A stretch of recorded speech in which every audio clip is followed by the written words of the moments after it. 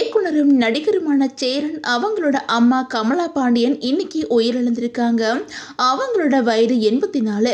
வயது முதிர்வால் ஏற்பட்ட உடல்நல குறைவு காரணமா அவங்க உயிரிழந்திருக்காங்க அப்படின்னு சொல்லப்படுது. அவங்களோட மறைவு செய்தி திரையுலகினரை சோகத்துல ஆழ்த்திருக்குது.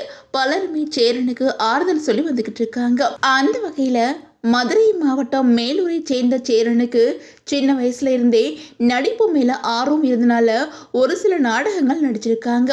அதை அடுத்து சென்னை வந்த சேரன் KS ரவிக்குமார் இயக்கின புரியாத புதிர் படத்துல முதலா உதவி இயக்குனராக ஒர்க் பண்ணியிருக்காங்க. அதுக்கப்புறம் சேரன் பாண்டியன், நாட்டாமை, மகாநதி போன்ற படங்கள்ல பணியாற்றி தன்னோட திறமையை வளர்த்துக்கிட்டாங்க. அதுக்கப்புறம் இயக்குனரா பார்த்திபன் மற்றும் மீனா நடிச்ச பாரதி கண்ணம்மா படத்தை இயக்கியிருந்தாங்க. இந்த படம் மிகப்பெரிய சர்ச்சையை உருவாக்கினாலும் வசூல் ரீதியா வெற்றி பெற்றிருந்துச்சு. அதை தொடர்ந்து பொற்காலம், வெற்றி கொடிக்கட்டு, பாண்டவர் பூமி போன்ற படங்களை இயக்கி 3 தேசிய விருதுகளை வாங்கியிருக்காங்க. இயக்குனரா இருந்த சேரன் சொல்ல மறந்த கதை படத்துல ஹீரோவா நடிச்சு தன்னோட நடிப்பு திறமையை வெளிப்படுத்தியிருந்தாங்க. அதே நேரம் சேரனுக்கு இப்போ பட வாய்ப்பு எதுவுமே சரியா இல்லை அப்படின்னு சொல்லிட்டு மனவேதனையோட ஒரு சில பேட்டிகளையுமே பேசியிருந்தாங்க.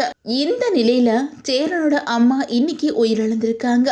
வயது முதிர்வால ஏற்பட்ட உடல்நல குறைவு காரணமா அவங்க உயிரிழந்திருக்காங்க அப்படின்னு சொல்லப்படுது.